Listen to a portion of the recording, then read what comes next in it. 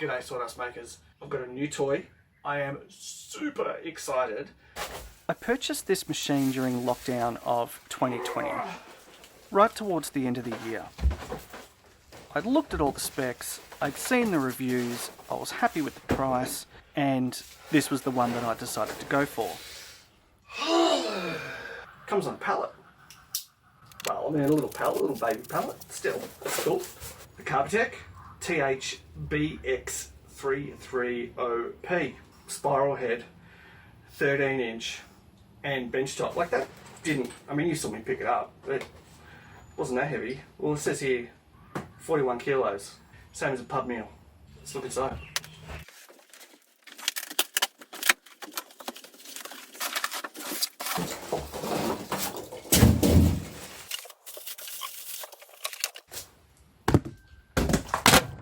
Oops.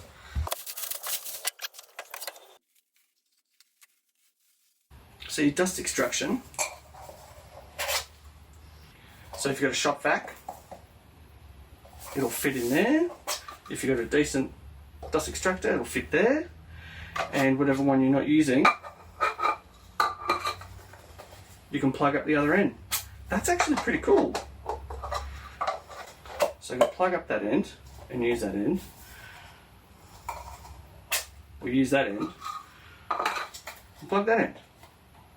I like it. Yeah, they give you a Torx bit key there for the blades to rotate those. Keep it in its nifty little toolbox. Where were we? So I got it set up and it went straight to work. And every time I used this machine, I was reminded of the parts of it that I don't understand. Granted, I'm not the sharpest tool in the sandwich. I've read this and I want to criticise, but I want to be fair as well. It does explain how to operate things, but not what they do or why I would want to use that, if that makes sense. What I do find very interesting though is that of all of the businesses that make woodworking machinery have a gap in their manuals, reviews on their tools, there's often complaints that the manual is lacking, or there's some gap between expectations of what the customer wants from the company or what the company thinks the customer wants in their manual. If we're honest, woodworking is a bit of an old man's game. You know, I don't think that's a surprise to anyone that probably the majority of woodworkers are older men, and reading instruction manuals is, you know, oh, you don't bloody need to read that. Oh, I know what I'm doing. The real men don't use instructions, son. So maybe it's all born from that. You know, not until the last few years, with newer generations coming in, we actually read this stuff. And they're probably all behind because they're like, crap, people read those things? Oh man, don't even know what it says. And then it got me thinking even more. So I thought of the next absolutely logical thing to do.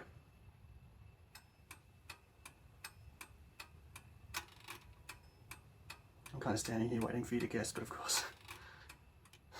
I called up Carbatec. Oi.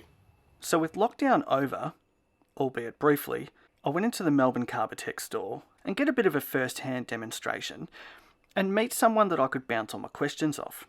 Online videos and tutorials and reviews and things are great, but for a beginner like myself, talking with someone face to face really makes a huge difference. They also allowed me to film in the store, but that proved to be a little bit difficult. I've got Ben here. Ben's the resident thicknesser expert. No matter how thorough, probably not going to be able to do that. Is that like driving house? Yeah, okay. No, I think he'll be here for a while. Oh, really? Hello, darkness, my old friend. So a big thanks to the Melbourne store manager, Stephen, and a massive thanks to Ben, who was the awesome salesperson who took me through the machine. One of those things that Ben really helped me understand was the replane feature. So why did we have these 8 different measurements down the bottom here. From 1/8 of an inch, which is 3.18 mil, all the way up to 1 3/4 of an inch, which is about 44.45 mil. The reasoning behind that is they're all very common depths. It's like a set and forget type thing. So just slide the pointer along to what depth you're after, spin that wheel, and once it stops, you know that you're at your exact depth that you want. Another thing was the lock.